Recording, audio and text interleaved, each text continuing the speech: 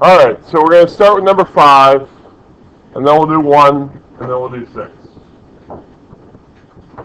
given that we have time.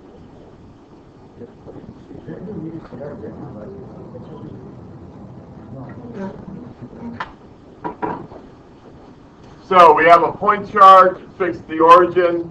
It has negative type of charge, and it asks where must an electron be placed. Oh, so electron also has a negative type of charge, so they'd be repulsed. So the electric force acting on it will be exactly opposite its weight. Okay. So I did a force diagram for this one. So I'm going to start, let's see. Where is it? My pen is going to be too fucking ass. So there's my negative charge. Excuse me for... All right, and we're back. So which direction do we know the weight of the electron acts? Which direction do we know the weight of anything acts? Towards the center of the Earth, right? What's the other word we have for towards the center of the Earth? Down. Down. But towards the center of the Earth is perfect. So we know that wherever I put this electron, its weight is going to act downwards.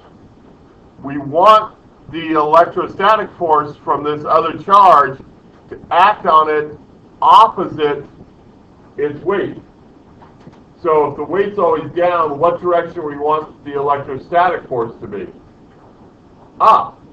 Where should I place the electron so that the force that's repulsing it from this will be upwards?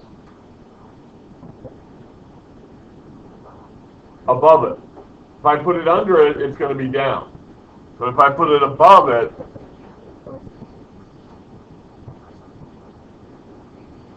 right, it's going to be repulsive, because an electron has a negative type of charge also, and light charges repel.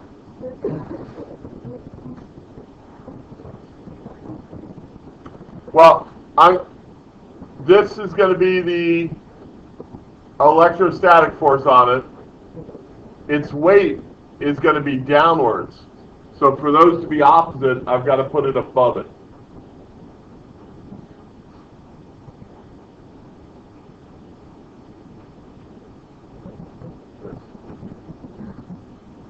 Because when forces are repulsive, they push the things apart. So down here on this one also has an electrostatic force on it in that direction. And I missed. So those two are part of a force pair, the electrostatics.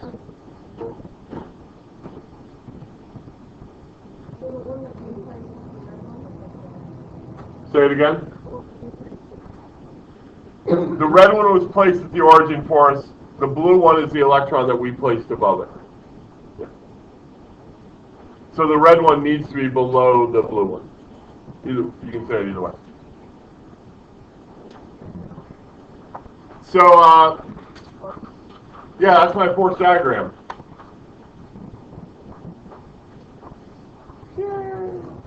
And then I could add in there things like, let's see, I think it tells me how far apart they are.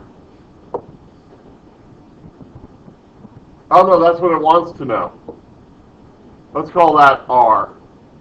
And the problem establishes for me that up is positive. Okay, rather than letting us determine it. Any questions on the Y for that? How many people had something similar? Nobody. Okay, that scares me a little bit. How many people does this make sense for? A few hands. Okay, good. Wow. All right. Let's move on to doing the how. Because I think that hits all of our rubric, right? I showed the situation correctly. Yeah. All force diagrams required shown. Well, since I'm only worried about the electron, I only need to show the forces on the electron. I did that. All forces shown and correct? Yep. Labels on diagram easy to understand? Yep. Acceleration shown and correct? I don't know what that is, so I get credit for it because I don't need it. So. Yay! All right, let's do some Howie here. So let's see. I need to start with a valid physics equation. Sum of the forces equals 0. And then I could go and look at my equation sheet and say, oh, I know that Coulomb's law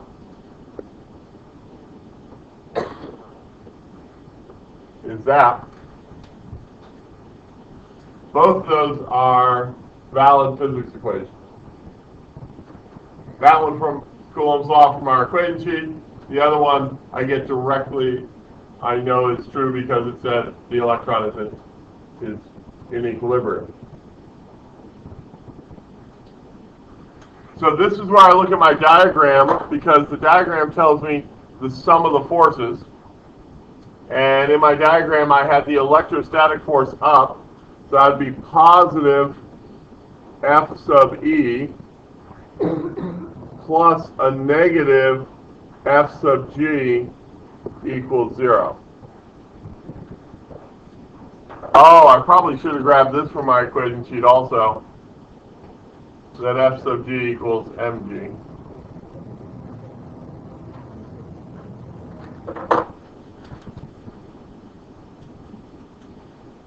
Why don't I have my vector symbols over my F's in my second step there?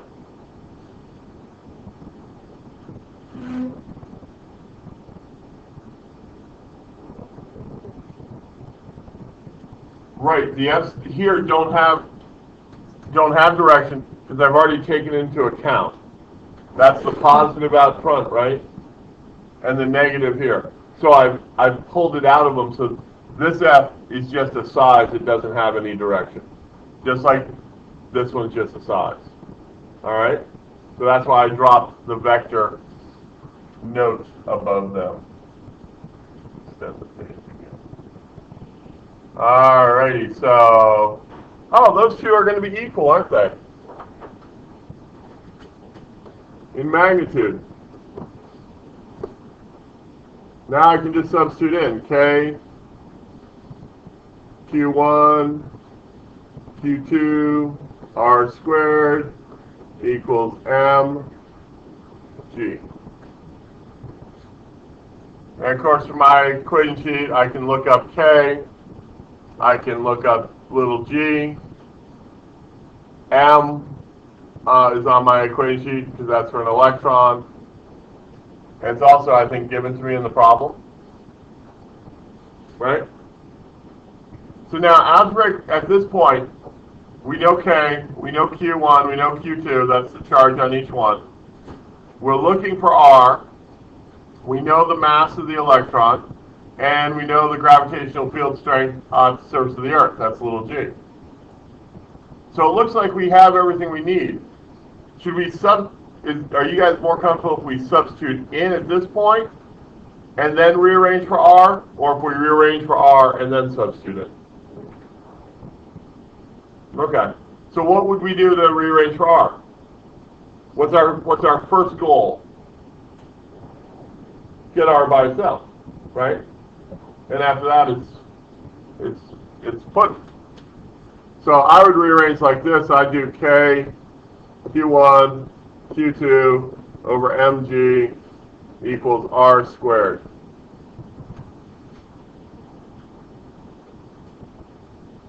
And then I'd say, oh, look, R squared, I can just take the square root of both sides. And yay! Now it's just plugging in and hitting your calculator button, right?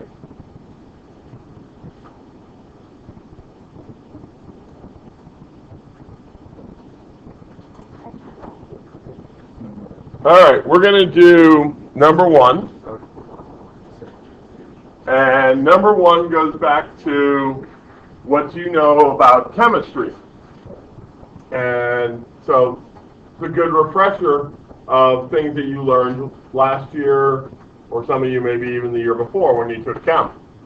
And they tell us that this system, this object, has this many electrons and this many protons. And they even nicely give us, they don't think we have an equation sheet. So they give us the amount of charge each electron and the amount of charge each proton carries. And then they want to know what's the total charge, type, and they want to know what's the amount of total charge on the system. I really wish in this they'd use the word net rather than total, but that's okay. Semantics. So this is number one, and by y I'd probably write things like each proton and electron carry one quanta, which is that's a little symbol, little e, of charge. Protons have positive type of charge.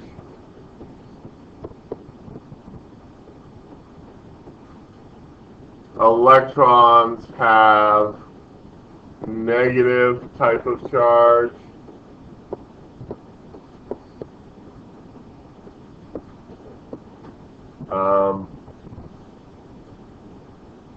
I might even say something like the net, or in this case they use the word total charge,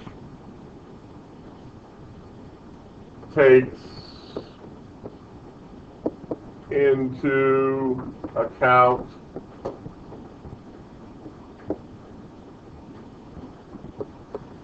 the unbalanced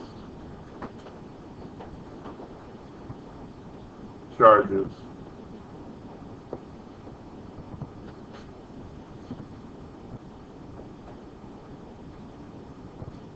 By unbalanced, I might even say unpaired.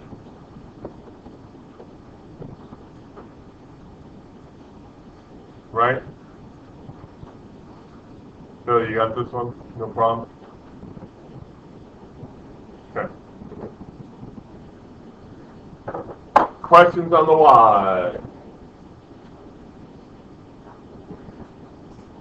Okay.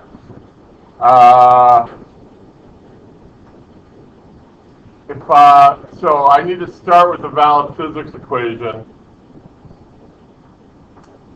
Pulling one from our book, the total charge equals N times E. I think that one's on our equation sheet because that's just a refresher from chemistry. So, and so looking at my problem, let's see, I have 54 electrons, right? I think 54 electrons and 34 protons. So which is it? Which ones are going to end up being unpaired? Extra electrons or extra protons? Extra electrons. How many electrons are not going to be able to find a dance partner?